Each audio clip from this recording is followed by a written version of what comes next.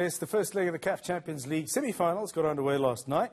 Kaizer Chiefs continued their fairy-tale run with a win over Wydad Casablanca, while Pitso Mosimane's Ahly look set to defend their title. For the last four's first leg wrap, we are joined now by African football expert Nuhu Adams from Ghana. Good morning, thanks so much for your time, Nuhu. Clearly, SA football fans are very happy with these two teams' performances, for differing reasons, of course.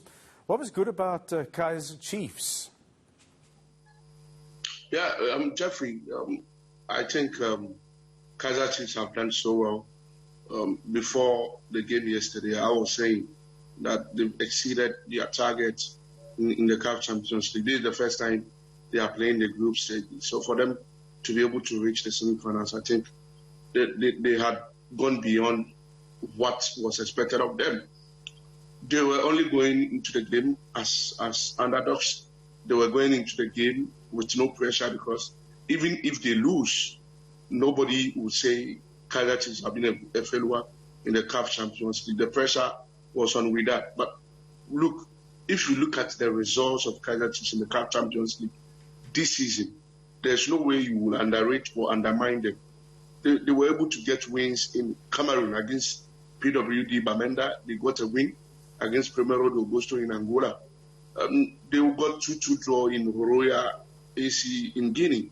So a team that can get such results is a team when things are going on for them, when they get their tactics right, will always be difficult to beat them. So I wasn't surprised Kaizer Chiefs were able to go to Wydad to get that vital win. Yes, Wydad have been formidable at home. They've been scoring for fun.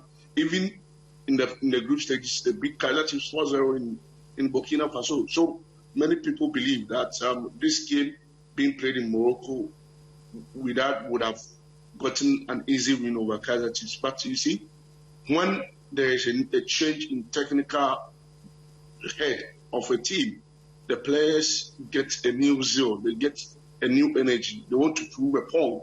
They want to show the coach or the new manager that, yes, we are capable of doing it for you. So include us in your plans come next season. So I think Kaizer Chiefs just took advantage of the underdog stack and then made sure they get a vital win. They've done so well, defending excellently in 90 minutes. And let me mention Bruce Boomer, excellent goalkeeping on the night. They've done so well. And with the sharp attack being led by Samuel Nekovic, any single chance that comes their way, they take advantage of it and get the win. I think we have to give credit to Kaizer Chiefs.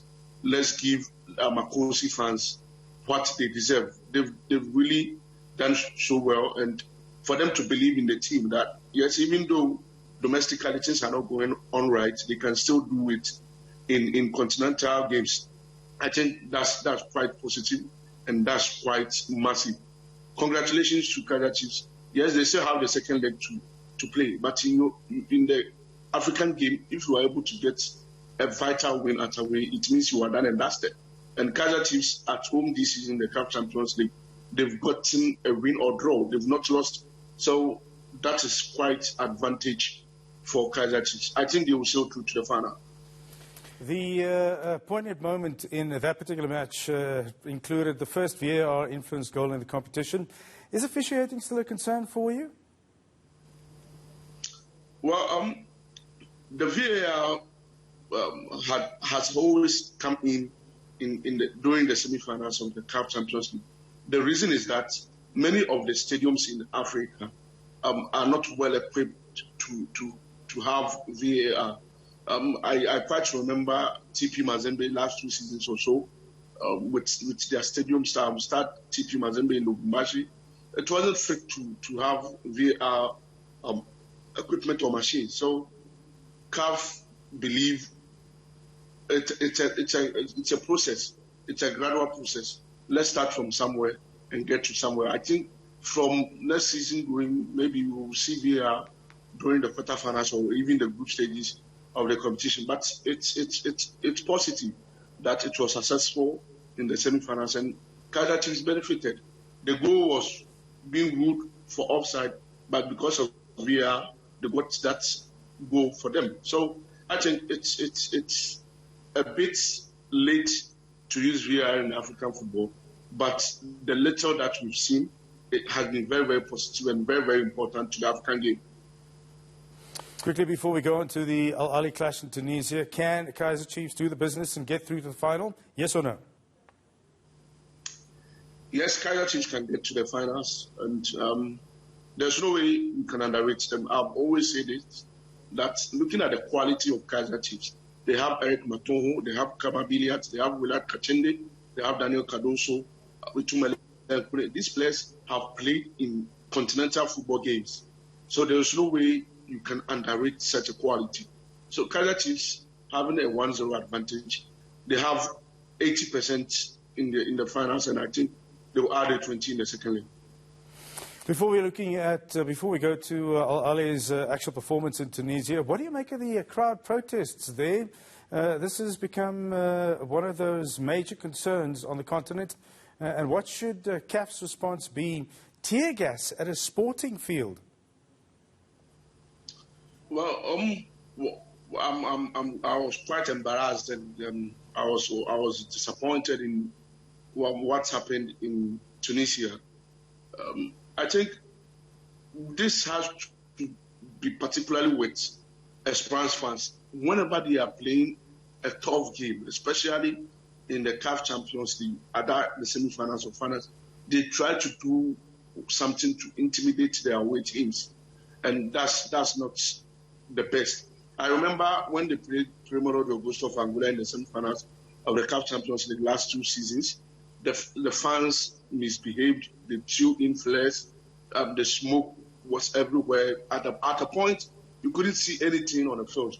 At the end of the day, CAF suspended Esperance from using the stadium. They fined them. But I think that's not enough. The punishment should be severe enough to be something that can check the fans from misbehaving. We only had supporters coming back to the stadium yesterday, and look at what happened. I think CAF will have to be very, very severe in their punishment towards Esperance Sporting to Tunis. Their fans have been very consistent in misbehaving, and that's not the best. It does not help African football. It does not project the African football well. Quickly, we're fast running out of time. In 30 seconds, Pitso Mosimane's Al Ahly. They are the defending champions. Can they go all the way this time round?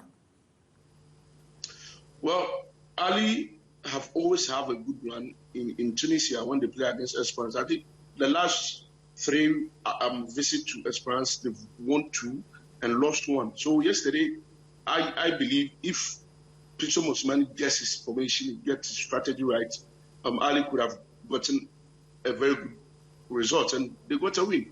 I think we have to give credit to Pitso Mosimane and Al Ahly. They really want to win the CAF Champions League for a 10th time, which they are on course. They are already in the finals because there's no way Esperance can overturn this scoreline in the second leg. I think Pitso Mosimane has done so well. Looking at the results he's been able to churn out since he took over Al Ahly, we have to give him the thumbs up.